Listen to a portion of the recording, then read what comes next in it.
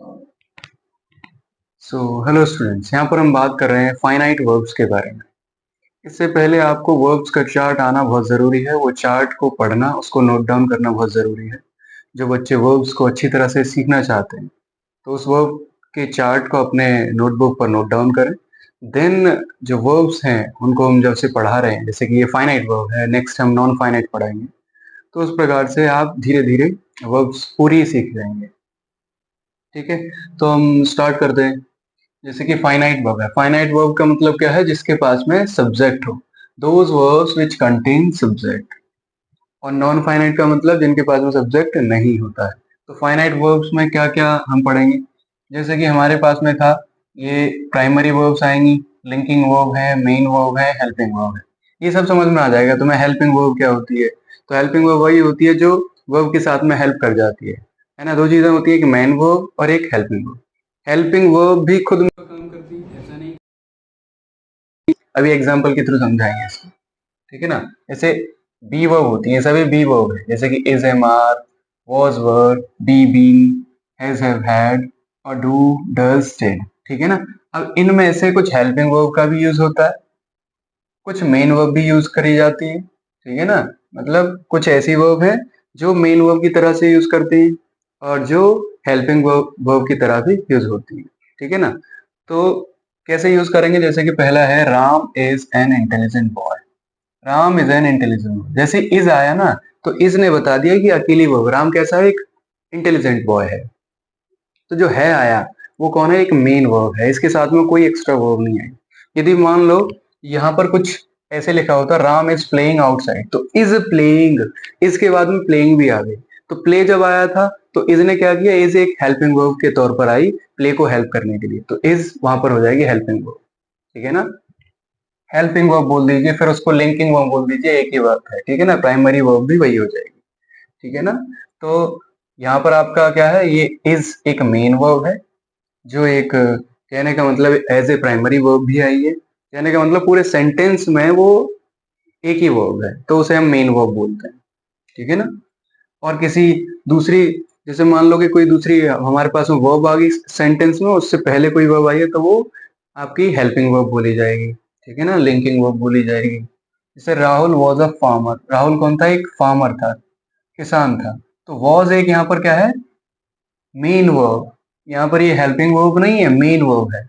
Helping verb क्या होगी? जब दूसरी वर्ब से पहले ये आ जाएगा वॉज, या फिर कोई और आ जाएगी। जैसे कि शी हैज किल्ड। अब किल्ड तो पहले से ही वर्ब है, तो उससे पहले एक और आपका क्या आया? बी वर्ब आया है। तो इसका मतलब ये कौन है यहाँ पर? Helping verb.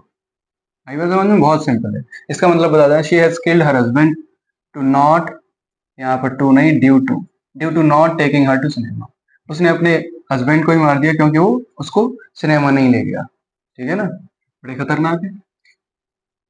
मॉडल वर्ब्स क्या है? मॉडल वर्ब्स किसे बोला जाता है? जैसे कि विल शैल, आपने सुना होगा, will shall can may ought to must. इनका पास्ट फॉर्म होता है, विल का वुड होता है, शैल का शुड होता है, कैन का कुड होता है, मे का माइट होता है। आपने सुना होगा। ठीक है ना।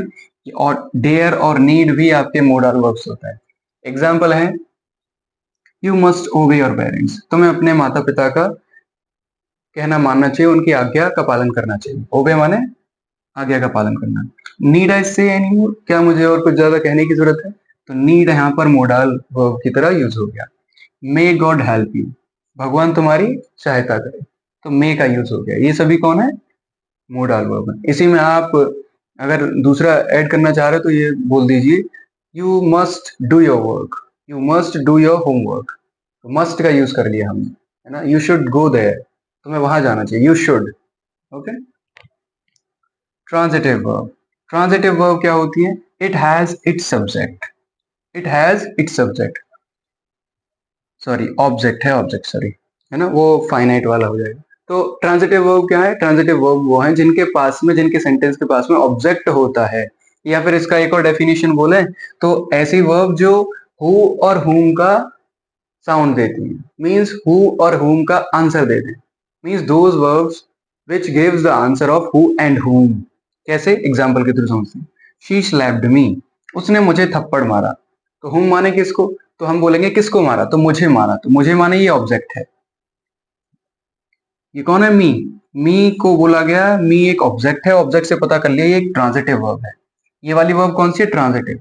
बोला गया ट्रांजिटिव है। ट्रांजिटिव क्यों? क्योंकि ऑब्जेक्ट आया है, और ऑब्जेक्ट तुम्हें पहचानना है तो कैसे पहचानेंगे? शी स्लैप्ड मी, उसने किसको थप्पड़ मारा? मुझे मारा, तो मतलब इसका ऑब्जेक्ट है। सेकंड है he gave the food to the poors, उसने फूड दिया किसके लिए? गरीबों के लिए। तो उसने सबसे पहले क्या दिया है? फूड दिया है, ठीक है ना। तो फूड दिया है टू द पुअर्स, गरीबों के लिए। तो कहने का मतलब है आपका यहां पर जो आते हैं, आपका जो आंसर दिया जाता है व्हाट और whom, ठीक है ना। ये ऐसी वर्ब होती हैं जो क्या करती हैं? व्हाट और whom के साउंड का आंसर देते हैं। व्हाट माने क्या, whom माने किसको। तो ही गेव द फूड, उसने क्या दिया? फूड। तो फूड एक ऑब्जेक्ट हो गया यहाँ पर, तो इसका मतलब ये कौन हो गया बेचारा? ये एक ट्रांजिटिव है ना, क्योंकि ऑब्जेक्ट आया है। टू द पुअर्स, किसको दिया है? गरीबों के लिए। तो वो एक, फिर भी आपका यहाँ पर भी दो दो ऑब्जेक्ट हो जाएंगे, तो क्या हो जाएगा? फिर भी ये ट्रांजिटिव ही होगी। समझ में आ रहा है? ऐसे पता कर लेते हैं आपका। ऐसे ही यहाँ पर आता है एक और ट्रांजिटिव में, डायरेक्ट ऑब्जेक्ट और इनडायरेक्ट इनडायरेक्ट ऑब्जेक्ट, ठीक है ना। डायरेक्ट ऑब्जेक्ट में किसके लिए खाना दिया है? तो फूड दिया है, तो वो डायरेक्ट ऑब्जेक्ट में आया, तो ये डायरेक्ट ऑब्जेक्ट।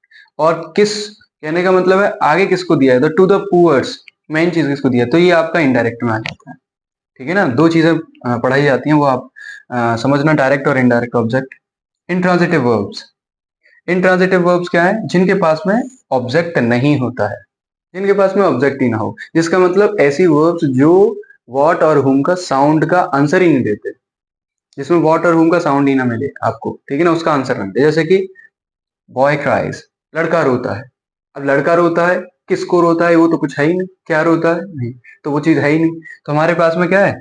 बॉय क्राइज, ठीक है ना। तो बॉय क्राइज मतलब लड़का रोता है, बस इसमें ऑब्जेक्ट है ही नहीं, तो ऑब्जेक्ट नहीं है तो ये वर्ब कौन सी हो जाएगी? इंट्रांजिटिव, ठीक है ना। रोहन प्लेस, लड़का रोहन खेलता है। तो रोहन खेलता है, क्या खेलता है हमें नहीं पता। अगर ऐसा लिखा होता रोहन प्लेस द फुटबॉल, तो हम बोल देते द फुटबॉल, क्या खेलता है? फुटबॉल, तो वो ट्रांजिटिव हो जाता। ठीक, तो रोहन प्लेस यहाँ पर है ही नहीं। समझ में आया? बहुत ही इजी आपका ये एक्सप्लेनेशन है फाइनाइट वर्ब्स का। माने जिनके पास में सब्जेक्ट, ठीक है ना, उसी में ये टाइप आते हैं। अब ये इंपोर्टेंट हैं दोनों ही, ट्रांजिटिव इंट्रांजिटिव, ठीक है ना। ये सभी मॉडल्स और याद कर, ओके, नोट डाउन करके